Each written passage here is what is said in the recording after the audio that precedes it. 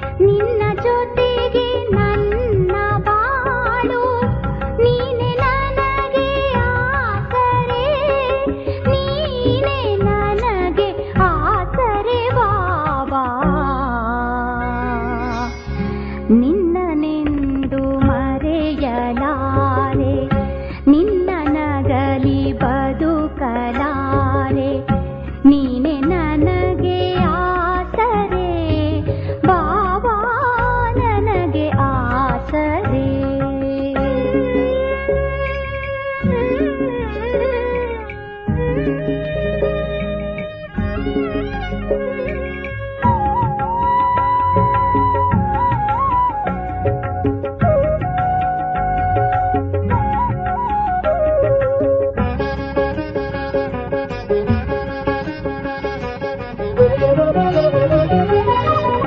ನಾನು ಬಿಂದು ನೀನು ಬಿಂದು ನನ್ನ ನಿನ್ನ ರೂಪ ಒಂದು.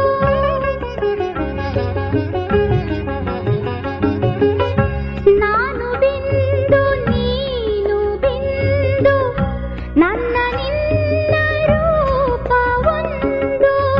ಸಿಂಧು ನೀನು ಕಂದ ನಾನು ಸಿಂಧು ನೀನು ಕಂದ ನಾನು ತಂದೆ ನೀನು ತಾಯಿ ನೀನು. ನಿನ್ನನೆಂದು ಮರೆಯಲಾರೆ ನಿನ್ನ ನಗಲಿ ಬದುಕಲಾರೆ ನೀನೆ ನನಗೆ ಆಸರೆ ಬಾಬಾ ನನಗೆ ಆಸರೆ.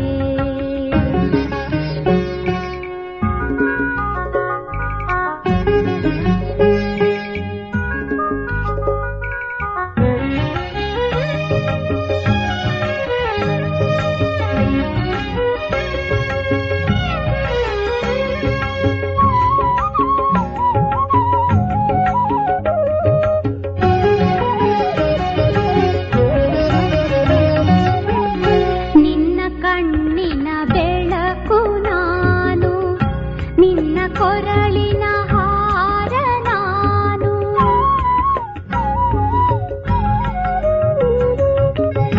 ನಿನ್ನ ಕಣ್ಣಿನ ಬೆಳಕು ನಾನು ನಿನ್ನ ಕೊರಳಿನ ಹಾರ ನಾನು.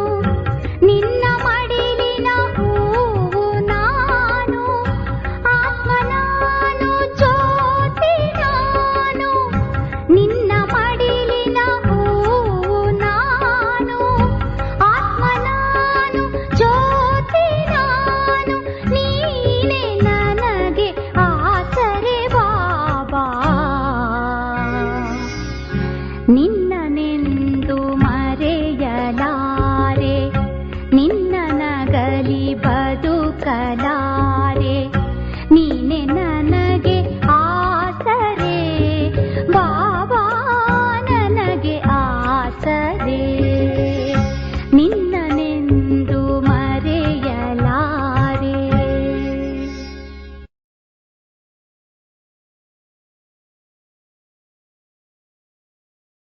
ಓಂ ಶಾಂತಿ. ಇಂದಿನ ದಿನಾಂಕ 26/1/2026 ಪ್ರಾರ್ಥ ಮುರುಳಿ ಬಾಪ್ ದಾದ ಮಧುಬನ. ಮಧುರ ಮಕ್ಕಳೇ, ನೀವು ಅರ್ಧಕಲ್ಪ ಯಾರ ಭಕ್ತಿಯನ್ನು ಮಾಡಿದ್ದೀರೋ ಆ ತಂದೆಯೇ ಸ್ವಯಂ ನಿಮಗೆ ಓದಿಸುತ್ತಿದ್ದಾರೆ. ಈ ವಿದ್ಯೆಯಿಂದಲೇ ನೀವು ದೇವತೆಗಳಾಗುತ್ತೀರಿ. ಪ್ರಶ್ನೆ: ಯೋಗ ಬಲದ ಲಿಫ್ಟ್ನ ಚಮತ್ಕಾರವೇನಾಗಿದೆ? ಉತ್ತರ: ನೀವು ಮಕ್ಕಳು ಯೋಗ ಬಲದ ಲಿಫ್ಟ್ನಿಂದ ಸೆಕೆಂಡಿನಲ್ಲಿ ಮೇಲೇರಿ ಬಿಡುತ್ತೀರಿ. ಅರ್ಥಾತ್ ಸೆಕೆಂಡಿನಲ್ಲಿ ಜೀವನ್ಮುಕ್ತಿಯ ಆಸ್ತಿಯು ನಿಮಗೆ ಸಿಗುತ್ತದೆ.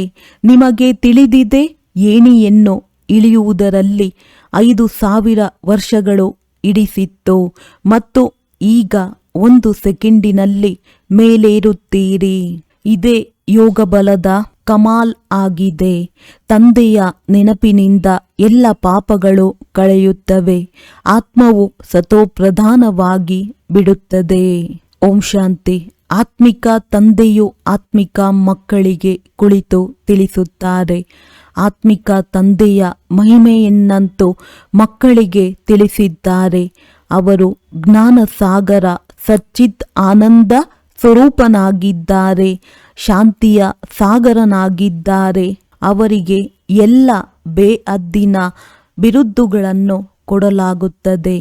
ತಂದೆಯು ಜ್ಞಾನಸಾಗರನಾಗಿದ್ದಾರೆ ಮತ್ತು ಈ ಸಮಯದಲ್ಲಿ ಯಾರೆಲ್ಲ ಮನುಷ್ಯರಿದ್ದಾರೆಯೋ ಎಲ್ಲರಿಗೂ ಗೊತ್ತಿದೆ ನಾವು ಭಕ್ತಿಯ ಸಾಗರರಾಗಿದ್ದೇವೆ ಎಂದು.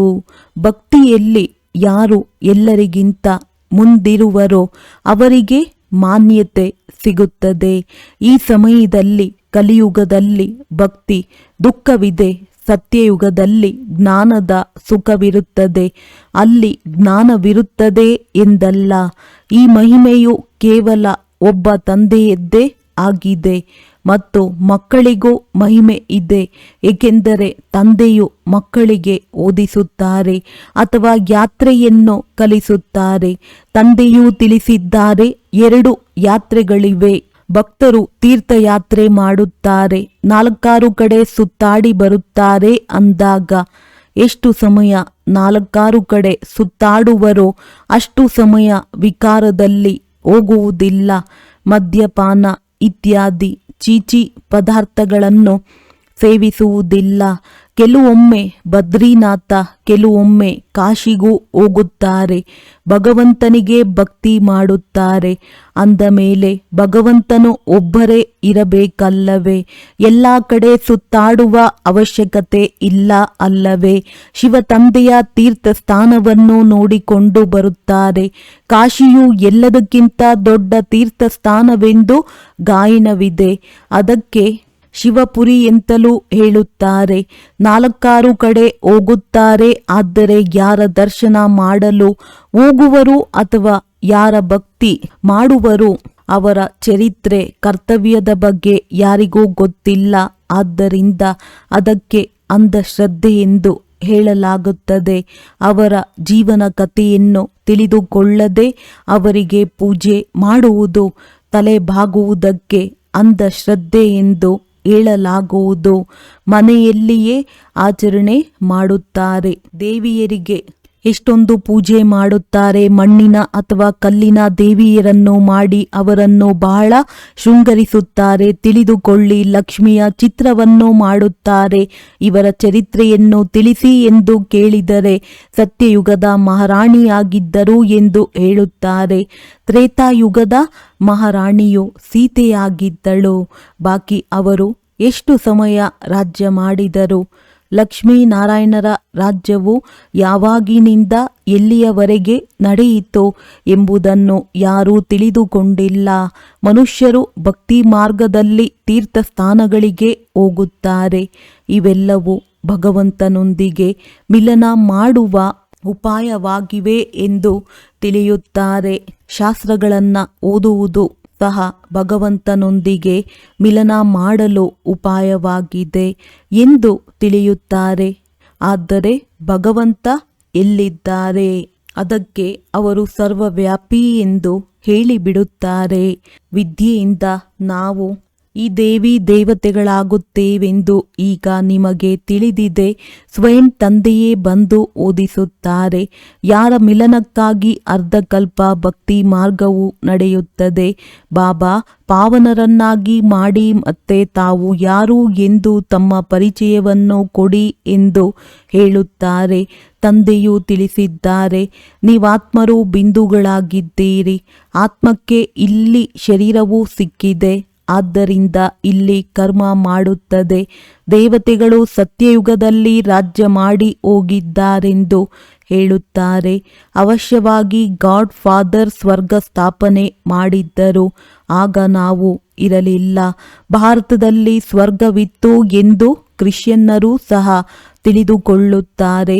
ಭಾರತವಾಸಿಗಳಿಗಿಂತಲೂ ಅವರ ಬುದ್ಧಿಯಾದರೂ ಸ್ವಲ್ಪ ಚೆನ್ನಾಗಿದೆ. ಸತೋಪ್ರಧಾನರು ಭಾರತವಾಸಿಗಳೇ ಆಗುತ್ತಾರೆ ಮತ್ತು ತಮೋಪ್ರಧಾನರು ಆಗುತ್ತಾರೆ. ಕ್ರಿಶ್ಚಿಯನ್ನರು ಇಷ್ಟು ಸುಖವನ್ನು ನೋಡುವುದಿಲ್ಲ, ಇಷ್ಟು ದುಃಖವನ್ನು ನೋಡುವುದಿಲ್ಲ. ಈಗಿನ ಕ್ರಿಶ್ಚಿಯನ್ನರು ಎಷ್ಟೊಂದು ಸುಖಿಯಾಗಿದ್ದಾರೆ. ಮೊದಲಂತೂ ಅವರು ಬಡವರಾಗಿದ್ದರು. ಹಣವನ್ನಂತೂ ಪರಿಶ್ರಮದಿಂದಲೇ ಸಂಪಾದಿಸಲಾಗುತ್ತದೆ. ಎಲ್ಲವೇ ಮೊದಲು ಒಬ್ಬ ಕ್ರಿಸ್ತನು ಬಂದನು ಮತ್ತು ಅವರ ಧರ್ಮವು ಸ್ಥಾಪನೆಯಾಗುತ್ತದೆ, ವೃದ್ಧಿಯಾಗುತ್ತಾ ಹೋಗುತ್ತದೆ. ಇಬ್ಬರಿಂದ 4 ಜನ ಹೀಗೆ ವೃದ್ಧಿಯಾಗತೊಡಗುತ್ತದೆ. ವಂಶವೃಕ್ಷವು ಎಷ್ಟೊಂದಾಗಿ ಬಿಟ್ಟಿದೆ. ದೇವಿ ದೇವತಾ ಮನೆತನವು ತಳಹದಿಯಾಗಿದೆ. ಅದು ಮತ್ತೆ ಈ ಸಮಯದಲ್ಲಿ ಸ್ಥಾಪನೆಯಾಗುತ್ತದೆ. ಮೊದಲು ಒಬ್ಬ ಬ್ರಹ್ಮ ಮತ್ತೆ ಬ್ರಾಹ್ಮಣರ ದತ್ತು ಸಂತಾನ ವೃದ್ಧಿಯಾಗತೊಡಗುತ್ತದೆ.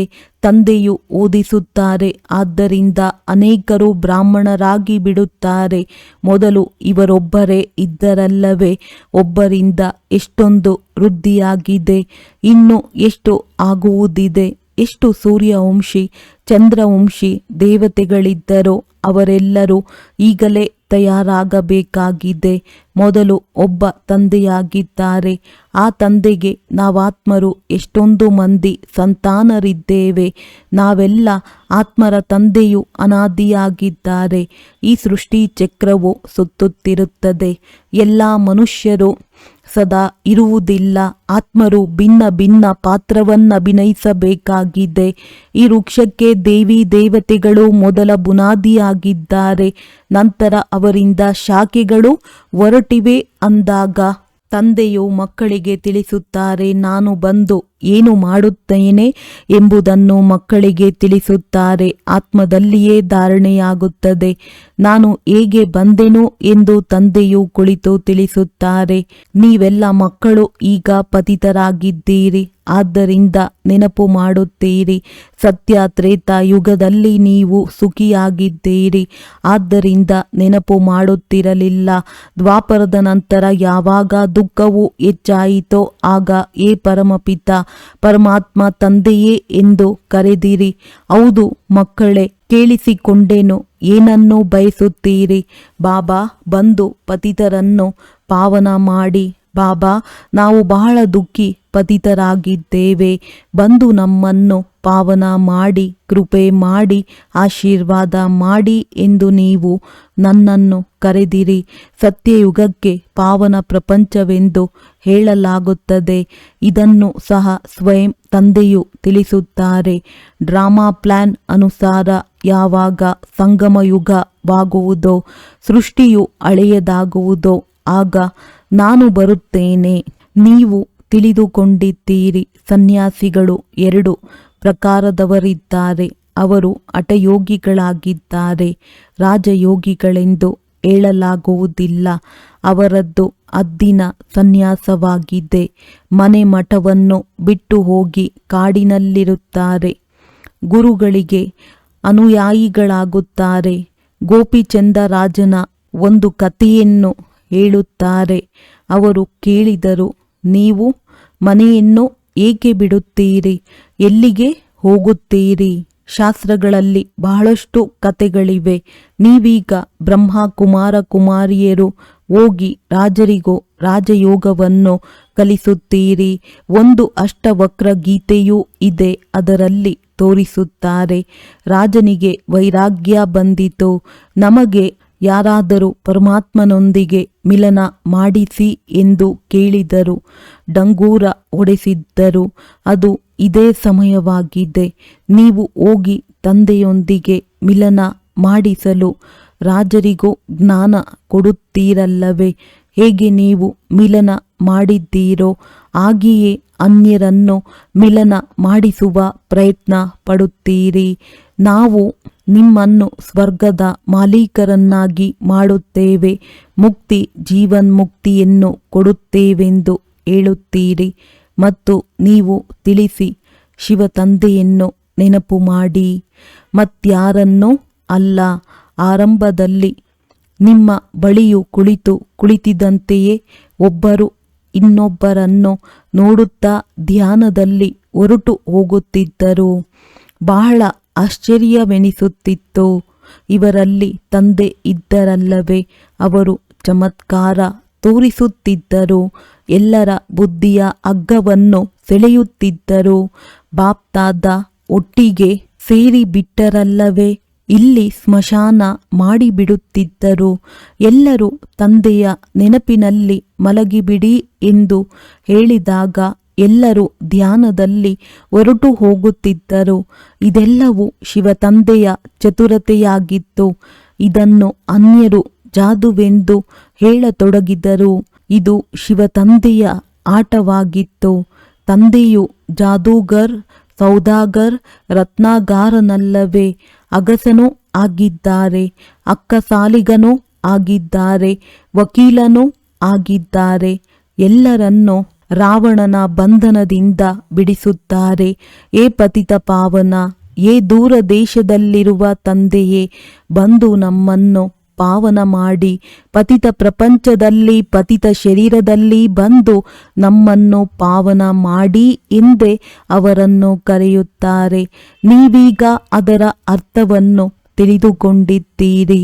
ತಂದೆಯೂ ಬಂದು ತಿಳಿಸುತ್ತಾರೆ, ನೀವು ಮಕ್ಕಳು ರಾವಣನ ದೇಶದಲ್ಲಿ ನನ್ನನ್ನು ಕರೆದಿರಿ. ನಾನಂತೂ ಪರಮಧಾಮದಲ್ಲಿ ಕುಳಿತಿದ್ದೆನು. ಸ್ವರ್ಗ ಸ್ಥಾಪನೆ ಮಾಡಲು ನನ್ನನ್ನು ನರಕ ರಾವಣನ ದೇಶದಲ್ಲಿ ನಮ್ಮನ್ನು ಸುಖಧಾಮಕ್ಕೆ ಕರೆದುಕೊಂಡು ಹೋಗಿ ಎಂದು ಕರೆದಿರಿ. ಈಗ ನೀವು ಮಕ್ಕಳನ್ನು ಕರೆದುಕೊಂಡು ಹೋಗುತ್ತೇನೆ. ಇದು ಡ್ರಾಮಾ ಆಗಿದೆ. ನಾನು ನಿಮಗೆ ಯಾವ ರಾಜ್ಯವನ್ನು ಕೊಟ್ಟಿದ್ದೇನೋ ಅದು ಕಳೆದು ಹೋಯಿತು. ಮತ್ತೆ ದ್ವಾಪರದಿಂದ ರಾವಣ ರಾಜ್ಯವು ನಡೆಯಿತು. ಪಂಚವಿಕಾರಗಳಲ್ಲಿ ಬಿದ್ದಿರಿ. ಜಗನ್ನಾಥಪುರಿಯಲ್ಲಿ ವಾಮ ಮಾರ್ಗದ ಚಿತ್ರಗಳೂ ಇವೆ. ಮೊದಲ ನಂಬರಿನಲ್ಲಿ ಯಾರಿದ್ದರೋ ಅವರೇ ಮತ್ತೆ 84 ಜನ್ಮಗಳನ್ನು ತೆಗೆದುಕೊಂಡು ಈಗ ಅಂತಿಮದಲ್ಲಿದ್ದಾರೆ. ಈಗ ಮತ್ತೆ ಅವರೇ ಮೊದಲ ನಂಬರಿನಲ್ಲಿ ಹೋಗಬೇಕಾಗಿದೆ. ಈ ಬ್ರಹ್ಮರವರು ಕುಳಿತಿದ್ದಾರೆ, ವಿಷ್ಣುವು ಕುಳಿತಿದ್ದಾರೆ. ಪರಸ್ಪರ ಇವರ ಸಂಬಂಧವೇನು? ಪ್ರಪಂಚದಲ್ಲಿ ಯಾರೂ ತಿಳಿದುಕೊಂಡಿಲ್ಲ. ಬ್ರಹ್ಮ ಸರಸ್ವತಿಯೂ ಸಹ ಮೂಲತಃ ಸತ್ಯಯುಗದ ಮಾಲೀಕರು ಲಕ್ಷ್ಮೀ ನಾರಾಯಣರಾಗಿದ್ದರು. ಈಗ ನರಕದ ಮಾಲೀಕರಾಗಿದ್ದಾರೆ. ಮತ್ತೆ ಲಕ್ಷ್ಮೀ ನಾರಾಯಣರಾಗಲು ಈಗ ತಪಸ್ಸು ಮಾಡುತ್ತಿದ್ದಾರೆ. ದಿಲ್ವಾಡ ಮಂದಿರದಲ್ಲಿ ಪೂರ್ಣ ನೆನಪಾರ್ಥವಿದೆ. ತಂದೆಯು ಇಲ್ಲಿಯೇ ಬಂದಿದ್ದಾರೆ. ಆದ್ದರಿಂದ ಈಗ ಬರೆಯುತ್ತಾರೆ, ಅಬು ಪರ್ವತವು ಸರ್ವ ತೀರ್ಥಸ್ಥಾನಗಳಲ್ಲಿ ಎಲ್ಲ ಧರ್ಮಗಳ ತೀರ್ಥಸ್ಥಾನಗಳಿಗಿಂತಲೂ ಮುಖ್ಯ ತೀರ್ಥಸ್ಥಾನವಾಗಿದೆ. ಏಕೆಂದರೆ ತಂದೆಯು ಇಲ್ಲಿಯೇ ಬಂದು ಸರ್ವ ಧರ್ಮಗಳ ಸದ್ಗತಿ ಮಾಡುತ್ತಾರೆ. ನೀವು ಶಾಂತಿಧಾಮಕ್ಕೆ ಹೋಗಿ ನಂತರ ಸುಖಧಾಮದಲ್ಲಿ ಬರುತ್ತೀರಿ. ಉಳಿದೆಲ್ಲರೂ ಶಾಂತಿಧಾಮಕ್ಕೆ ಹೊರಟು ಹೋಗುವರು. ಆ ಮಂದಿರವು ಜಡ ನೆನಪಾರ್ಥವಾಗಿದೆ. ಇದು ಚೈತನ್ಯವಾಗಿದೆ. ಯಾವಾಗ ನೀವು ಚೈತನ್ಯದಲ್ಲಿ ಆಗಿಬಿಡುತ್ತೀರೋ ಆಗ ಈ ಮಂದಿರಗಳೆಲ್ಲವೂ ಸಮಾಪ್ತಿಯಾಗುತ್ತವೆ. ಮತ್ತೆ ಭಕ್ತಿ ಮಾರ್ಗದಲ್ಲಿ ಈ ನೆನಪಾರ್ಥಗಳನ್ನು ಮಾಡಿಸುತ್ತಾರೆ. ನೀವೀಗ ಸ್ವರ್ಗದ ಸ್ಥಾಪನೆ ಮಾಡುತ್ತಿದ್ದೀರಿ. ಸ್ವರ್ಗವು ಮೇಲಿದೆ ಎಂದು ಮನುಷ್ಯರು ತಿಳಿದುಕೊಳ್ಳುತ್ತಾರೆ. ನೀವೀಗ ತಿಳಿದುಕೊಂಡಿದ್ದೀರಿ. ಇದೇ ಭಾರತವು ಸ್ವರ್ಗವಾಗಿತ್ತು, ಈಗ ನರಕವಾಗಿದೆ.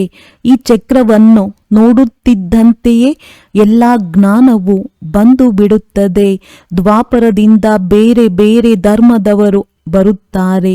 ಆದ್ದರಿಂದ ನೋಡಿ, ಈಗ ಎಷ್ಟೊಂದು ಧರ್ಮಗಳಿವೆ. ಇದು ಕಲಿಯುಗವಾಗಿದೆ. ನೀವೀಗ ಸಂಗಮದಲ್ಲಿದ್ದೀರಿ. ಸತ್ಯಯುಗದಲ್ಲಿ ಹೋಗಲು ಪುರುಷಾರ್ಥ ಮಾಡುತ್ತೀರಿ. ಕಲಿಯುಗದಲ್ಲಿ ಎಲ್ಲರೂ ಕಲ್ಲು ಬುದ್ಧಿಯವರಾಗಿದ್ದಾರೆ. ಸತ್ಯಯುಗದಲ್ಲಿ ಪಾರಸ ಬುದ್ಧಿಯವರಿರುತ್ತಾರೆ. ನೀವೇ ಪಾರಸ ಬುದ್ಧಿಯವರಿದ್ದೀರಿ. ನೀವೇ ನಂತರ ಕಲ್ಲು ಬುದ್ಧಿಯವರಾಗಿದ್ದೀರಿ. ಈಗ ಪುನಃ ಪಾರಸ ಬುದ್ಧಿಯವರಾಗಬೇಕಾಗಿದೆ.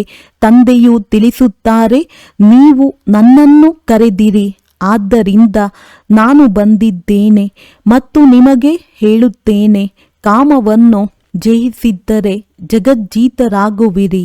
ಮುಖ್ಯವಾದ ವಿಕಾರವು ಇದೇ ಆಗಿದೆ. ಸತ್ಯಯುಗದಲ್ಲಿ ಎಲ್ಲರೂ ನಿರ್ವಿಕಾರಿಗಳಿರುತ್ತಾರೆ. ಕಲಿಯುಗದಲ್ಲಿ ವಿಕಾರಿಗಳಾಗಿದ್ದಾರೆ. ತಂದೆಯು ತಿಳಿಸುತ್ತಾರೆ, ಮಕ್ಕಳೇ, ಈಗ ನಿರ್ವಿಕಾರಿಗಳಾಗಿ 63 ಜನ್ಮಗಳಂತೂ ವಿಕಾರದಲ್ಲಿ ಹೋಗಿದ್ದೀರಿ. ಈ ಅಂತಿಮ ಜನ್ಮ ಪವಿತ್ರರಾಗಿ. ಈಗ ಎಲ್ಲರೂ ಸಾಯಲೇಬೇಕಾಗಿದೆ. ನಾನು ಸ್ವರ್ಗ ಸ್ಥಾಪನೆ ಮಾಡಲು ಬಂದಿದ್ದೇನೆ ಅಂದ ಮೇಲೆ ಈಗ ನನ್ನ ಶ್ರೀಮತದಂತೆ ನಡೆಯಿರಿ. ನಾನು ಏನು ಹೇಳುವೆನೋ ಅದನ್ನು ಕೇಳಿಸಿಕೊಳ್ಳಿ. ನೀವೀಗ ಕಲ್ಲು ಬುದ್ಧಿಯವರನ್ನು ಪಾರಸ ಬುದ್ಧಿಯವರನ್ನಾಗಿ ಮಾಡುವ ಪುರುಷಾರ್ಥ ಮಾಡುತ್ತಿದ್ದೀರಿ. ನೀವೇ ಪೂರ್ಣ ಏಣಿಯನ್ನು ಏರುತ್ತೀರಿ ಮತ್ತು ಇಳಿಯುತ್ತೀರಿ. ನೀವು ಹೇಗೆ ಜಿನ್ರಾಗಿದ್ದೀರಿ. ಜಿನ್ನ ಕತೆ ಇದೆಯಲ್ಲವೇ, ನನಗೆ ಕೆಲಸ ಕೊಡಿ ಎಂದು ಜಿನ್ನನು ಹೇಳಿದನು. ಆಗ ಒಳ್ಳೆಯದು, ಏಣಿಯನ್ನು ಹತ್ತು ಮತ್ತು ಇಳಿ ಎಂದು ರಾಜನು ಹೇಳಿದನು. ಅನೇಕ ಮನುಷ್ಯರು ಹೇಳುತ್ತಾರೆ, ಭಗವಂತನಿಗೆ ಏನಾಗಿತ್ತು? ಏಣಿಯನ್ನು ಹತ್ತಿಸುತ್ತಾರೆ ಮತ್ತು ಇಳಿಸುತ್ತಾರೆ. ಇಂತಹ ಏಣಿಯನ್ನು ಮಾಡಲು ಭಗವಂತನಿಗೇನಾಗಿತ್ತು ಎಂದು ಹೇಳುತ್ತಾರೆ. ಆದರೆ ತಂದೆಯು ತಿಳಿಸುತ್ತಾರೆ, ಇದು ಅನಾದಿ ಆಟವಾಗಿದೆ. ನೀವು 5000 ವರ್ಷಗಳಲ್ಲಿ 84 ಜನ್ಮಗಳನ್ನು ತೆಗೆದುಕೊಂಡಿದ್ದೀರಿ. ನೀವು ಕೆಳಗಿಳಿಯುವುದರಲ್ಲಿ 5000 ವರ್ಷಗಳು ಹಿಡಿಸಿತ್ತು. ಈಗ 1 ಸೆಕೆಂಡಿನಲ್ಲಿ ಮೇಲೇರುತ್ತೀರಿ. ಇದು ನಿಮ್ಮ ಯೋಗಬಲದ ಲಿಫ್ಟ್ ಆಗಿದೆ. ತಂದೆಯು ತಿಳಿಸುತ್ತಾರೆ, ನನ್ನನ್ನು ನೆನಪು ಮಾಡಿದರೆ ನಿಮ್ಮ ಪಾಪಗಳು ಕಳೆಯುತ್ತವೆ. ತಂದೆಯು ಬರುತ್ತಾರೆಂದರೆ ಸೆಕೆಂಡಿನಲ್ಲಿ ನೀವು ಮೇಲೇರುತ್ತೀರಿ. ಮತ್ತೆ ಕೆಳಗಿಳಿಯುವುದರಲ್ಲಿ 5000 ವರ್ಷಗಳು ಹಿಡಿಸಿತ್ತು. ಕಲೆಗಳು ಕಡಿಮೆಯಾಗುತ್ತಾ ಹೋಗುತ್ತವೆ. ಏರುವುದಕ್ಕಂತೂ ಲಿಫ್ಟ್ ಇದೆ. ಸೆಕೆಂಡಿನಲ್ಲಿ ಜೀವನ್ಮುಕ್ತಿ, ಸತೋಪ್ರಧಾನರಾಗಬೇಕಾಗಿದೆ. ನಂತರ ಕ್ರಮೇಣವಾಗಿ ತಮೋಪ್ರಧಾನರಾಗುತ್ತೀರಿ. 5000 ವರ್ಷಗಳು ಹಿಡಿಸುತ್ತವೆ. ಒಳ್ಳೆಯದು. ಈಗ ಮತ್ತೆ ತಮೋ ಪ್ರಧಾನರಿಂದ ಇದೊಂದು ಜನ್ಮದಲ್ಲಿ ಸತೋಪ್ರಧಾನರಾಗಬೇಕಾಗಿದೆ. ನಾನೀಗ ನಿಮಗೆ ಸ್ವರ್ಗದ ರಾಜ್ಯಭಾಗ್ಯವನ್ನು ಕೊಡುತ್ತೇನೆ ಅಂದ ಮೇಲೆ ನೀವೇಕೆ ಪವಿತ್ರರಾಗುವುದಿಲ್ಲ?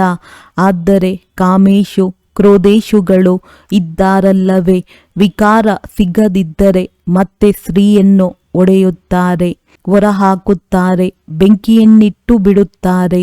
ಅಬಲೆಯರ ಮೇಲೆ ಎಷ್ಟೊಂದು ಅತ್ಯಾಚಾರಗಳಾಗುತ್ತವೆ. ಇದು ಸಹ ಡ್ರಾಮಾದಲ್ಲಿ ನಿಗದಿಯಾಗಿದೆ. ಒಳ್ಳೆಯದು. ಮಧುರಾತಿ ಮಧುರ ಅಗಲಿ ಹೋಗಿ ಮರಳಿ ಸಿಕ್ಕಿರುವ ಮಕ್ಕಳ ಪ್ರತಿ ಮಾತ್ಪಿತಾ ಬಾಪ್ತಾದ ರವರ ನೆನಪು, ಪ್ರೀತಿ ಹಾಗೂ ಸುಪ್ರಭಾತ. ಆತ್ಮಿಕ ಮಕ್ಕಳಿಗೆ ಆತ್ಮಿಕ ತಂದೆಯ ನಮಸ್ತೆ. ಧಾರಣೆಗಾಗಿ ಮುಖ್ಯ ಸಾರ: ಜಗತ್ತಿನ ಮಾಲೀಕರಾಗಲು ಅಥವಾ ವಿಶ್ವದ ರಾಜ್ಯಭಾಗ್ಯವನ್ನು ಪಡೆಯಲು ಮುಖ್ಯವಾಗಿ ಕಾಮವಿಕಾರದ ಮೇಲೆ ಜಯ ಗಳಿಸಬೇಕಾಗಿದೆ. ಸಂಪೂರ್ಣ ನಿರ್ವಿಕಾರಿಗಳು ಅವಶ್ಯವಾಗಿ ಆಗಬೇಕಾಗಿದೆ. ಹೇಗೆ ನಮಗೆ ತಂದೆಯೂ ಸಿಕ್ಕಿದ್ದಾರೆ ಹಾಗೆಯೇ ಎಲ್ಲರನ್ನೂ ತಂದೆಯೊಂದಿಗೆ ಮಿಲನ ಮಾಡಿಸುವ ಪ್ರಯತ್ನ ಪಡಬೇಕಾಗಿದೆ. ತಂದೆಯ ಸತ್ಯ ಪರಿಚಯವನ್ನು ಕೊಡಬೇಕಾಗಿದೆ. ಸತ್ಯವಾದ ಯಾತ್ರೆಯನ್ನು ಕಲಿಸಬೇಕಾಗಿದೆ.